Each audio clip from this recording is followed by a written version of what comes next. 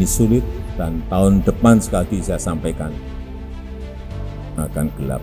Dan kita nggak tahu badai besarnya seperti apa, sekuat apa nggak bisa dikalkulasi. Tahun depan Indonesia juga diperkirakan masih bisa menjaga pertumbuhan ekonominya. Mungkin tekanan akan muncul bertubi-tubi karena seperti IMF menyampaikan bahwa tahun 2023 is gonna be dark. Badis, Presiden Jokowi mengaku dalam berbagai kesempatan mendapatkan bisikan soal prospek perekonomian di tahun 2023. Presiden menyebutkan sejumlah lembaga internasional bahkan mengatakan perekonomian di tahun 2022 dalam masa sulit. Sehingga di tahun 2023 dunia diprediksi akan benar-benar gelap imbas dari krisis. Perang Rusia dan Ukraina dinilai menjadi biang kerok utama ketidakpastian dunia di tahun 2022. Perang telah memicu berbagai macam krisis, mulai dari krisis energi, pangan, hingga sektor keuangan. Lalu bagaimana kondisi ini berdampak pada perekonomian Indonesia?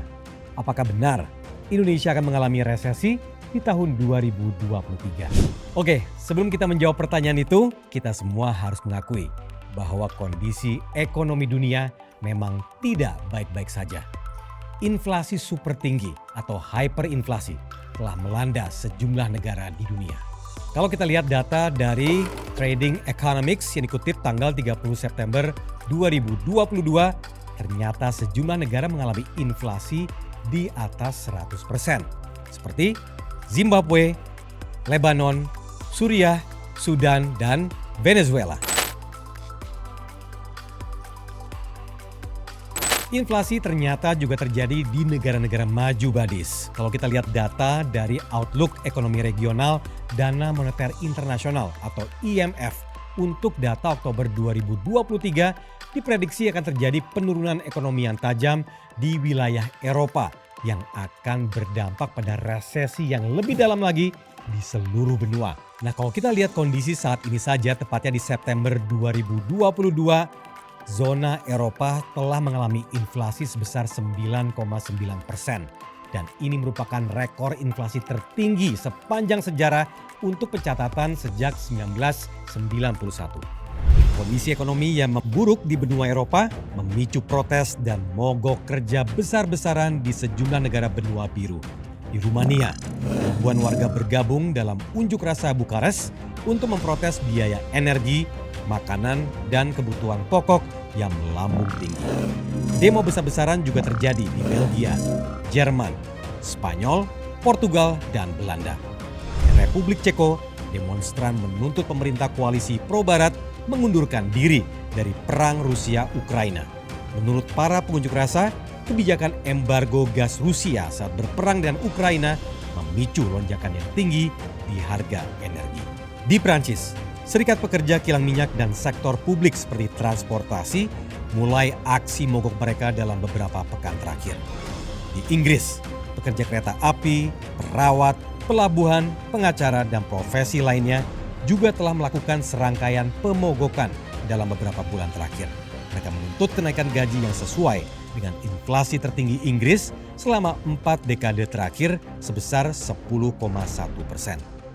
Banyak warga Inggris yang banting setir menjadi pekerja seks komersial demi biaya hidup, anak-anak kelaparan, sampai mengunyah penghapus karet. Kondisi yang tak terbayangkan sebelumnya bisa melanda negara sebesar Inggris. Sejumlah analis mengatakan bahwa krisis kali ini dapat menyebabkan kerusuhan sipil di Eropa. Kenapa? Karena pemimpin Eropa sangat mendukung Ukraina dan berjanji untuk menghentikan ekonomi mereka dari minyak dan gas alam Rusia yang murah. Lalu bagaimana dengan kondisi negara-negara ASEAN? Yuk kita lihat sekarang data dari Trading Economics di bulan September 2022. Ternyata Laos menduduki posisi tertinggi dengan inflasi mencapai 35,5%. Nah, kalau Indonesia ternyata masuk di posisi keempat, yaitu mencapai 7,91%. Nah, belum lagi kondisi inflasi ini diikuti dengan gelombang PHK yang makin tinggi di akhir tahun 2022. Lonjakan inflasi di pasar global juga menghantui para pelaku usaha, khususnya perusahaan startup di kawasan Asia Tenggara untuk melakukan pemutusan hubungan kerja atau PHK pada ratusan karyawannya.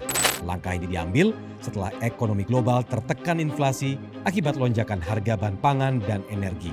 Kondisi ini makin diperparah dengan adanya kebijakan ekstrim The Fed yang menaikkan suku bunga negaranya.